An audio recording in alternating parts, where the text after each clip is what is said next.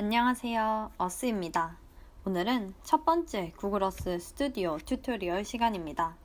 이번 영상은 오리엔테이션으로 구글 어스 스튜디오를 소개하면서 인터페이스와 기본적인 개념들을 알아보도록 할게요. 먼저 구글 어스 스튜디오를 만나기 전에 구글 어스를 살펴보러 갑시다. 지금 보시는 화면이 바로 구글 어스인데요. 세계에서 가장 정교한 지구본이라는 타이틀을 달고 있죠. 구글 어스는 이제 지도, 지형, 위성 이미지, 그리고 뿐만 아니라 3D 건물 정보 등 전 세계의 지역 정보를 제공하는 도구입니다. 여러분은 구글 어스를 이용하여 집, 학교, 회사 등 어디든지 몇 초 만에 원하는 곳으로 슝 날아가서 수백 개의 도시를 감상할 수 있습니다. 그렇다면 구글 어스 스튜디오는 무엇일까요? 구글 어스 스튜디오 사이트는 바로 이런 모습을 하고 있습니다.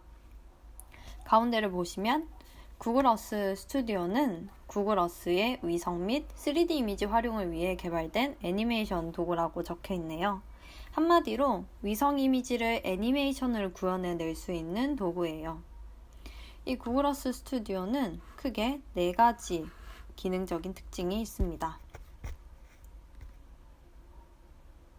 먼저 첫 번째는 키프레임 애니메이션인데요. 키프레임은 동영상 제작 프로그램에서 애니메이션의 시작점과 끝점을 지정해 주어서 구현해내는 것입니다. 점들을 찍어서 애니메이션을 만드는 그런 하나하나의 버튼을 키프레임이라고 생각하시면 돼요. 이거는 곧 만나게 될 것이니 지금은 이해가 잘 안 되시거나 모르셔도 괜찮습니다. 키프레임이라는 친구가 있구나, 어스 스튜디오가 바로 이 키프레임을 사용하여 애니메이션을 제작하는 도구구나 정도만 알고 계시면 됩니다. 두 번째는 퀵스타트 프로젝트인데요. 두 번째 강의 시간에서 살펴보겠지만 퀵스타트 모드라고 하는 이제 간편하게 카메라의 움직임을 구현해낼 수 있는 도구가 있어요. 이를 사용한다면 여러분도 쉽고 빠르게 멋진 영상을 제작할 수 있습니다. 다음으로 세 번째는 애니메이션 효과인데요. 이제 어스 스튜디오가 애니메이션 도구이다 보니까 태양의 위치나 카메라의 시야 등 맞춤 속성을 이용할 수 있는 애니메이션 효과 기능이 있습니다. 이것들도 계속해서 만나보도록 해요. 이제 마지막으로는 3D 카메라 내보내기인데요. 어도비사의 애프터 이펙트라고 하는 프로그램과 호환되어 후반 작업을 원활하게 할 수 있는 기능입니다.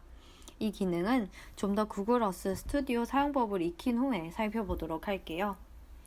다시 위로 올라가서 그렇다면 구글 어스 스튜디오를 시작해 보도록 하겠습니다. 오른쪽 상단에 위치한 어스 스튜디오 사용해보기 버튼을 클릭할게요. 그러면 이렇게 시작 화면이 뜹니다.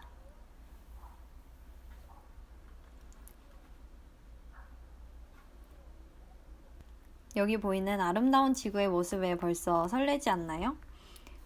메인 화면을 잠깐 살펴볼게요. 메인 화면에는 버튼이 크게 2가지가 보여요. 하나는 블랭크 프로젝트고 하나는 오픈 프로젝트라고 적혀 있는데, 블랭크 프로젝트라는 말은 그대로 빈 프로젝트, 즉 새로운 프로젝트를 만드는 것이라고 생각하면 돼요.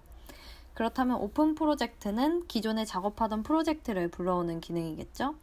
우리는 처음 만들어 보는 거니까 새로운 프로젝트로 시작할게요. 새로운 프로젝트 버튼을 이렇게 누르면 설정 화면이 나타납니다. 설정 화면에는 이름뿐만이 아니라 화면의 크기를 지정할 수도 있어요. 화면 크기는 지금 1920, 1080, 풀 HD인 1920, 1080으로 설정이 되어 있는데요. 작업을 할 때는 주로 이 비율에서는 벗어나지 않는 것 같아요. 그러면 이제 화면 옆에 있는 듀레이션이라고 해서 지속시간이 있는데요. 지금 단위를 보면 프레임으로 되어 있어요. 버튼을 눌러서 아래를 보면 타임코드라는 단위도 있는데, 타임코드는 한번 눌러보시면 이제 여기 시간이 뜨잖아요. 여러분이 잘 아시는 그런 10분 초 그런 단위입니다. 그러면 프레임은 무엇이냐? 프레임이란 쉽게 말해 영화필름 한 장을 의미합니다. 어쩌면 카메라로 사진을 하나 찰칵 찍은 걸 의미하기도 하죠. 영상은 여러 장의 프레임을 스크린에 연속적으로 영사하면서 관객들의 눈에서 일어나는 잔상 효과로 움직이는 것처럼 보이게 하는 원리를 가졌는데요. 여기서도 바로 그 의미의 프레임입니다. 900프레임이라는 말은 사진 900장을 이어붙여서 영상을 만들겠다는 의미예요.